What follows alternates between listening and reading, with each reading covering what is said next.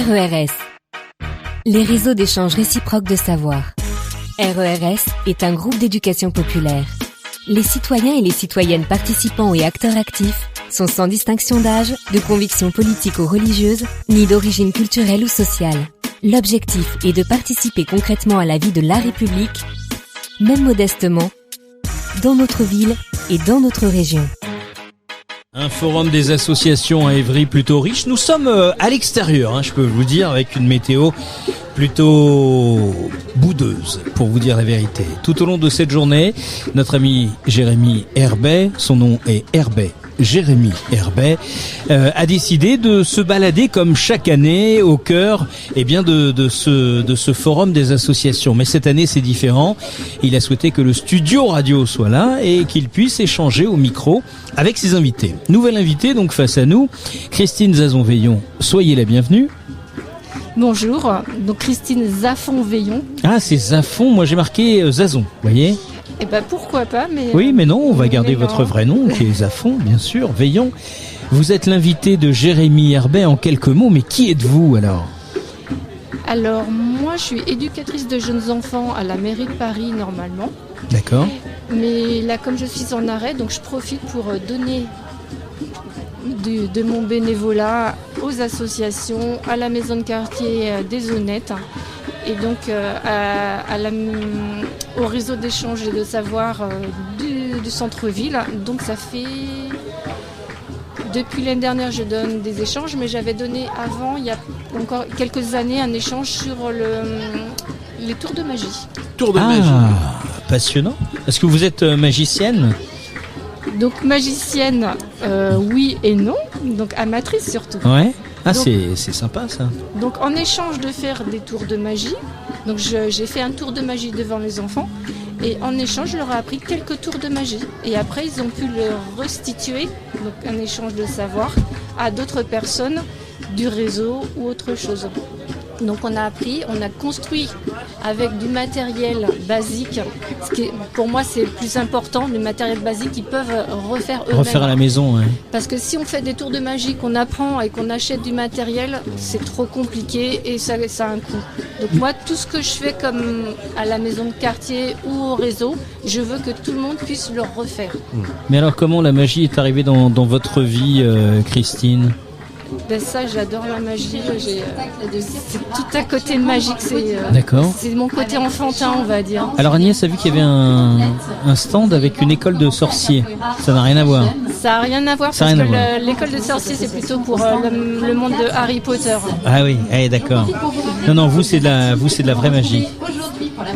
Je ne sais pas si c'est de la vraie magie. Voilà, c'est donner un peu de chaleur, un peu d'espoir à d'autres personnes, c'est ça qui est bien. Mais en plus de la magie, j'ai donné autre chose. Donc j'ai donné aussi comme savoir le kamishibai. Qu'est-ce que c'est ? Le kamishibai, c'est un théâtre japonais qui date du XIIIe siècle. Ouais. Et donc c'est raconter des histoires aux enfants mais différemment.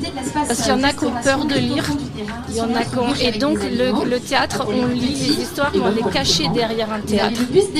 Et c'est une façon différente de voir. Et donc moi je trouve que c'est plutôt intéressant pour ceux qui ont du mal à lire ou même ceux qui ont envie de faire du théâtre autrement. Donc avant, au XIIIe siècle, le kamishibai, c'était pour la propagande politique. D'accord. Ce qui n'est plus le cas maintenant, mais donc ça remonte à très très longtemps. Et alors c'est quoi la technique ? La technique, il faut avoir un boutail, donc c'est un cadre qui est en bois ou autre, ça dépend, il faut le construire. Donc ça, si on en fait à la maison de quartier, on va le construire avec du carton plume. Mais du moment qu'on puisse le faire, et même en bois, peu importe. Et donc le théâtre, il y a une image qui est devant que le public voit et le texte, il est derrière. D'accord. Et donc la personne qui fait le théâtre, il lit le truc qui est derrière le texte. Et là, après, il y a une image qui s'en va et le texte est derrière l'autre image. Mais c'est toute une technique. D'accord. Et ça, vous l'avez échangé. Ouais. Alors finalement, tu te dis, on ne fait plus de propagande politique avec cette... Mais peut-être que tu en fais encore finalement. Quelque part. Parce que politique, si on prend l'origine grecque du mot, ça veut dire politikos, vie de la cité. Donc tu propages une politique de bien-être, de joie, de bonheur. Donc est-ce que c'est pas une promotion politique que tu nous fais ? Quelque part, oui, pourquoi pas. Donc en plus de Kamishibai, donc je fais aussi du théâtre d'ombre chinoise, c'est ce que je vais faire à la rentrée. Donc avec TUI. Donc on va monter le mercredi après-midi, fin septembre et peut-être tout le reste de l'année. Donc on va construire une histoire. Cette histoire, on pourra la monter en Kamishibai, mais on va la construire en ombre chinoise. Donc on va construire une histoire avec un thème que les enfants vont choisir.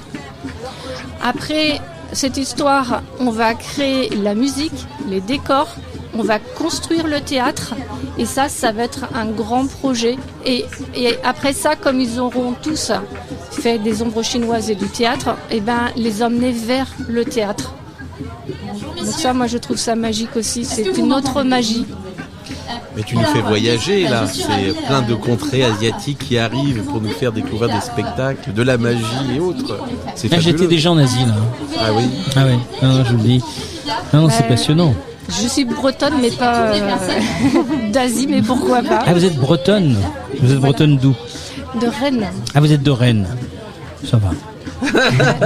Dans les terres. Ailleurs, Et ça les serait terres, aussi oui, bien. dans les terres. Non, parce que je cherchais, évidemment, vous êtes habillé en bretonne, mais je me suis dit, c'est pas... Parce que la marque que porte ici votre ami, cher Jérémy, est vraiment réservée aux Bretons. Donc, et c'est une marque made in France, quoi. Normalement, si t'es pas breton, tu n'as pas le droit, Jérémy, de porter cette marque. De Il faut marinière. quand même le savoir. Ou alors, je ne porterai pas cette marinière, j'en suis désolé, mais Oui, c'est pas grave. Voilà, c'est Oui, important. mais les Bretons, ce qu'il faut savoir, c'est qu'une fois qu'on les a conquis, ils ouvrent leurs portes. Ceux qui sont restés en Bretagne, j'ai un peu de mal, parce qu'ils sont pas très ouverts, alors que les Bretons qui sont venus à Paris ou ailleurs, là, ils sont prêts à partager. Ah oui ? Et pourquoi pas partager avec le réseau. Et ben voilà. Exactement, partage, échange, ça c'est important. Vous avez déjà travaillé avec des Corses ? Parce que c'est un peu le pendant entre le Pays Basque, la Bretagne et la Corse. Attention à ce que tu dis, Sébastien, parce qu'on a un membre du conseil d'administration de l'association qui est d'origine corse. Alors, faut Ah oui, faire moi aussi attention. j'ai de la famille terroriste, donc en Corse.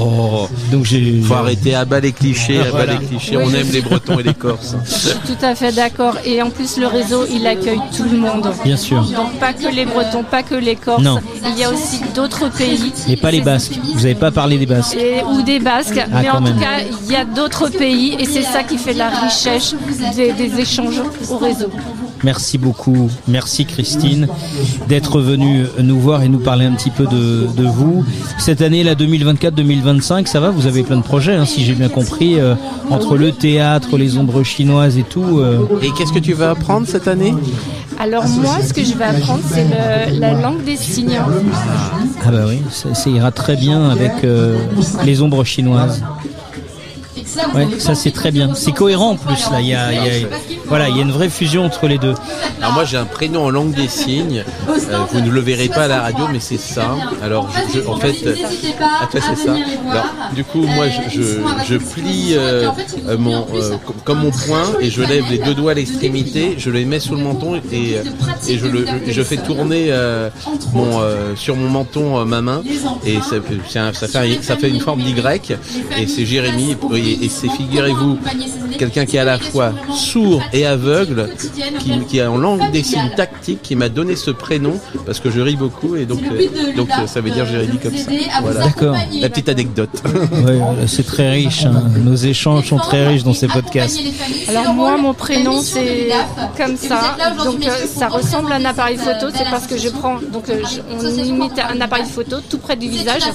C'est parce que je prends énormément de photos. Alors comme ça, pour nos auditeurs, tu es avec le pouce et l'index. Comme tu fais clic comme un photo, donc tu baisses Voilà. les index et le pouce et tu les replies. C'est comme si on écrivait LOL avec ses deux doigts et sa tête au milieu et on Par exemple, clique. mais ça aurait été comme... Ouais.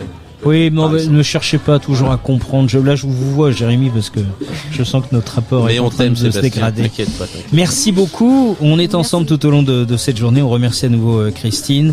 Regardez bien, juste en dessous et juste au-dessus, là, sur YouTube, il y a des podcasts à écouter pour découvrir plein d'associations qui savent échanger réciproquement. Allez, à tout de suite.